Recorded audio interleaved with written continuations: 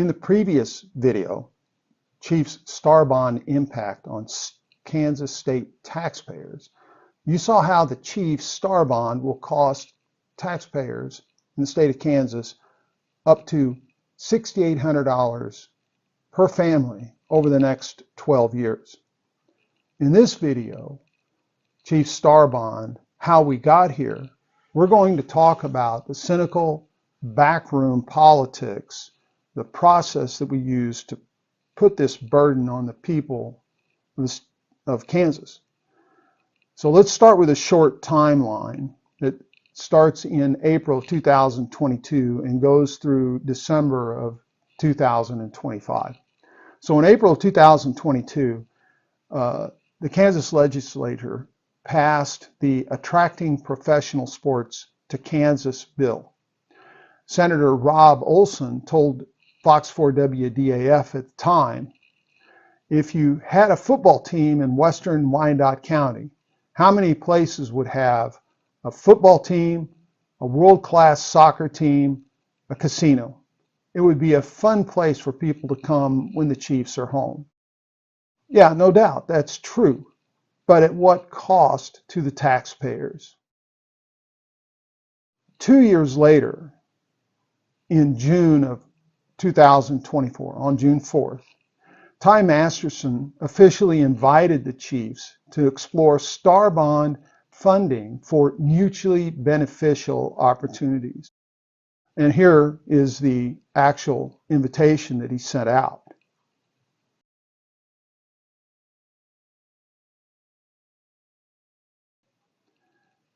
So 10 days later, so June 4th to June 14th, Laura Kelly, the governor, called the legislature into a special session to pass a tax relief package. And here's that notification. You will notice that nothing in the notification mentions anything about the Chiefs or a star bond. It's solely about tax relief.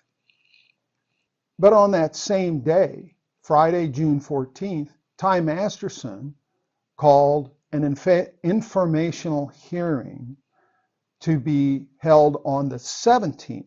So that's Friday the 14th. The hearing is going to be on the 17th. So across the weekend here. And it's to discuss the draft of the bill that became HB 2001. This is the bill that would give the Secretary of Commerce, David Toland, almost unlimited unilateral authority to negotiate any kind of agreement that he wanted to with the Chiefs. So the hearing was held on Monday, the 17th at 2:30 p.m. It's only notable for a couple of reasons. First is there were two primary proponents of what would be HB 2001. The first was a lobbying group called Scoop and Score. It was run by Ron Rickman, the prior House Speaker. So he went from being the House Speaker to being a professional lobbyist, and his former Chief of Staff, plus 30 other lobbyists that they had on the payroll. This is at least 4 times the number of lobbyists that had ever been devoted to a single legislative issue. The second advocate was, of course, Polsinelli's lawyer, Corb Maxwell, who is the Chief's representative in the state. Now, this is a huge effort, but it makes sense. There are billions and billions, literally, of dollars at stake here. So this is the 17th now, so we went from 14th to the 17th, across a weekend. Now, the other interesting thing about this is that on the 14th, the notification was issued in the afternoon, and it was only issued to a very small group of people, the people on the committee and people who had known to sign up in advance to receive these notifications. Okay?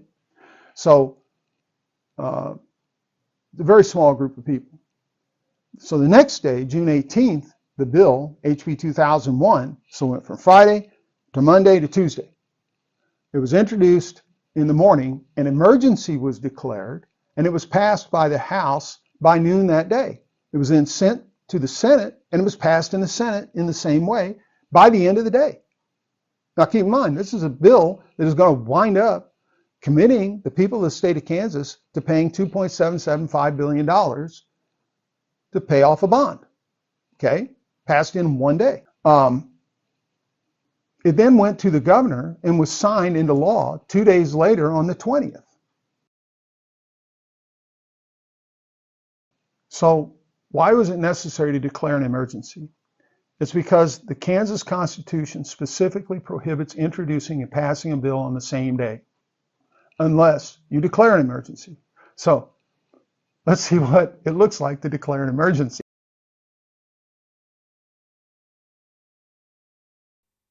Thank you, Mr. Speaker. Pursuant to House Rule 2311, I move that emergency be declared and Senate Bill 1 and House Bill 2001 be advanced to the order of business, final action, and bills and concurrent resolutions subject to amendment and debate. You've all heard the motion. All in favor signify by saying aye. All opposed, no. The ayes appear to have it. The ayes do have it. Motion carries. And that was it. They declared an emergency, and the intent of the Kansas Constitution to prevent this kind of thing was totally bypassed. But there are some people, quite a few, who think this is just normal, and it might be. Happens a lot, and it's just accepted. But whether it should be or not is, again, something up to us. So here, take a look at this.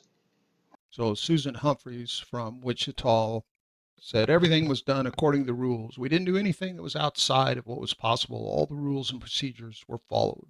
They might be distasteful to some, but they were followed. This is very similar to Laura Kelly saying this administration will use every tool at our disposal, and almost exactly the same thing Ty Masterson and Dan Hawkins saying we will use every tool, that they will use every tool at their disposal to advance their party's agenda.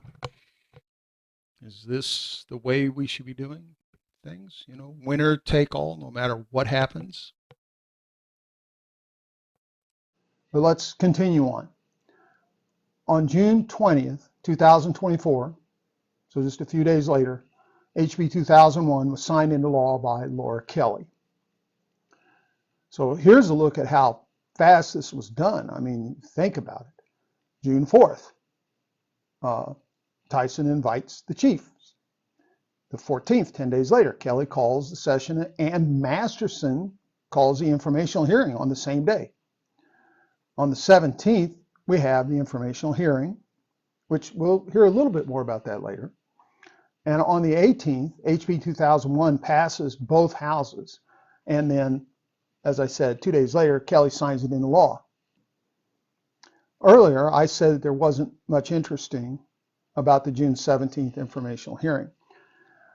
But during the floor hearing on June 18th, Senator Clays, who carried the bill, stated, now this is the 18th, during the floor session, he was asked about the hearing that happened the day before, the informational hearing. And he was asked if they had had a copy of the actual draft bill. And his comment was, well, we had bullet points, but not the bill itself. Anybody ever walk into a meeting where the only thing you have are the bullet points and you've never even had a chance to review the actual documents that you're supposed to be talking about? Yeah, maybe so. Anyway, so here's that discussion. Speaking about the bill itself, it's my understanding that did the Joint Committee have copies of bill language yesterday for that committee meeting? Senator from Slade. I did not have a copy of it. We had a copy of the bullet points of what was included inside the bill while it was being drafted. And just for your viewing pleasure, this is a copy of the actual documentation from the legislative website showing the timing on June 18th of how fast this bill was passed. Now, one of the provisions of HB 2001 was that the agreement to be negotiated by David Toland had to be approved by the Legislative Coordinating Council, This is the LCC. And the proponents called this a guardrail. So we need to talk about the LCC because they now have a significant role to play. The LCC is composed of the top legislative leaders from both parties in the House and Senate, 6 Republicans and 2 Democrats. They actually have a very significant responsibility in that they have to kind of run business when the legislature is not in session, which is the vast majority of the year. But the passage of HB 2001 started a new phase where David Toland negotiated with the chiefs. This was completely behind doors. Records of the proceedings are exempt from the Kansas Open Records Act, and we may never know exactly what happened. I mean, there are non-disclosure agreements and all kinds of guardrails around this, fences, you might say.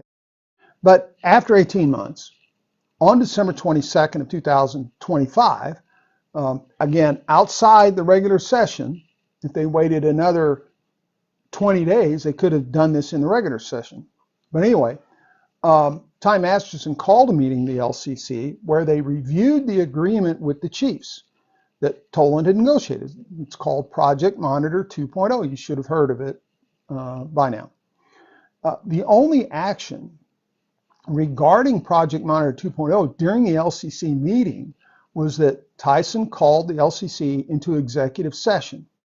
The only people in that executive session were the LCC members, Cord Maxwell was in it, some other lobbyists, and I was told by someone who should know that Clark Hunt attended the meeting by phone.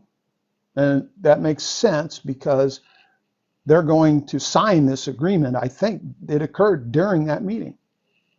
Anyway, here's what that session looked like. I determine, in my discretion as the chairman of the Legislative Coordinating Council, that a review of an agreement concerning one or more major professional sports franchises for the purposes of establishing a major professional sports franchise star bonds district and project for a major professional sports complex shall be presented to the council in closed session as is required and mandated by law. So at this time, it's going to take a little bit, take just a minute, but we will be clearing the room of everybody that was not requested to be in the meeting by the secretary. And those of you that have been requested know who you are.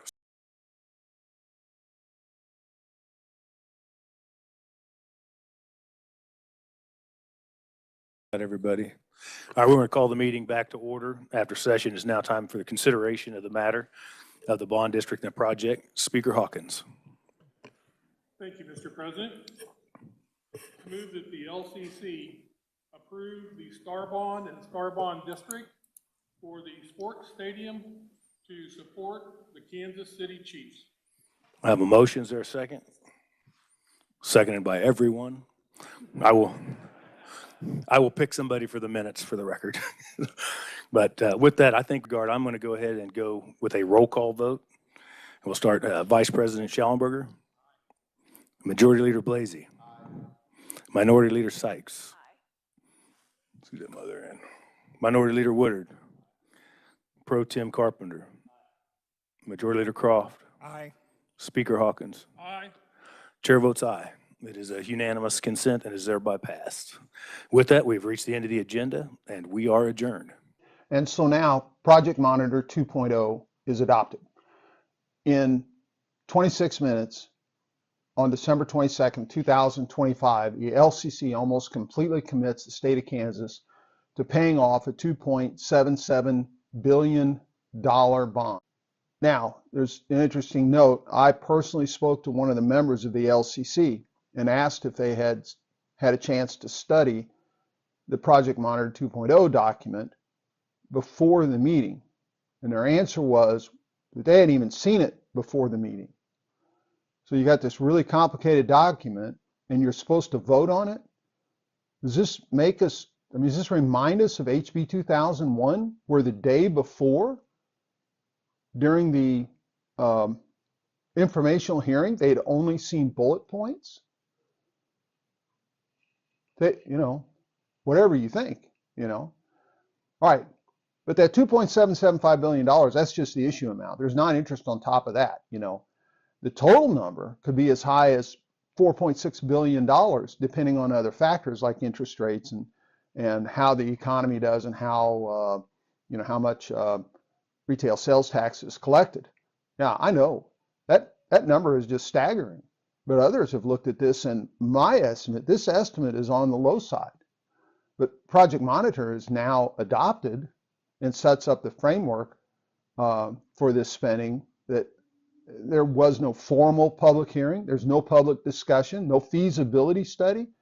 This feasibility study is a big deal. A lot of people think a feasibility study is required, and it was supposed to document the return on investment for the state of Kansas.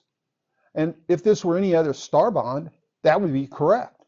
But when HB 2001 was passed, it exempted any STAR bond project created by the Secretary of State from the requirement to perform a feasibility study. I don't know if this was on purpose or if it was accidental, but I asked the Kansas Legislative Research Department, the KLRD, to confirm this for me. They confirmed they could find no place in the law where a feasibility study is required when the Secretary of State initiates or creates a STAR bond project. So I sent 2 Kansas Open Record Act requests to the Department of Commerce asking for a copy of the feasibility study. Both times, their reply was that they have drafts and working papers, but they have no feasibility study. And so here's the last stop, the final place that we can stop this thing if we want. The Department of Commerce still has to negotiate the definitive documents that establish the details around the stadium and the ancillary development. And here's a copy of that page from the Project Monitor document.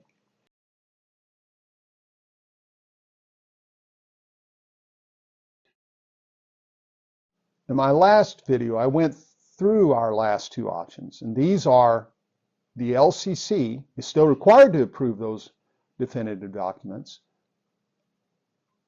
And the other option is that by a 2/3 vote of the House and Senate, the legislature could call a special session and fix this problem. The fix is actually pretty simple, and I talk about it in my first video. So go back and look at that if you want. It's towards the end. Both of these options are extremely unlikely, incredibly difficult to get done. But either one could happen depending on how much pressure Kansas citizens put on their legislators. This is still in the legislators' hands. They could fix this if they had a reason to. But look at my last video, and toward the end, I provide very specific instructions, including the language that should be used when you send a request to your legislator asking for this special session. Go back and take a look at it.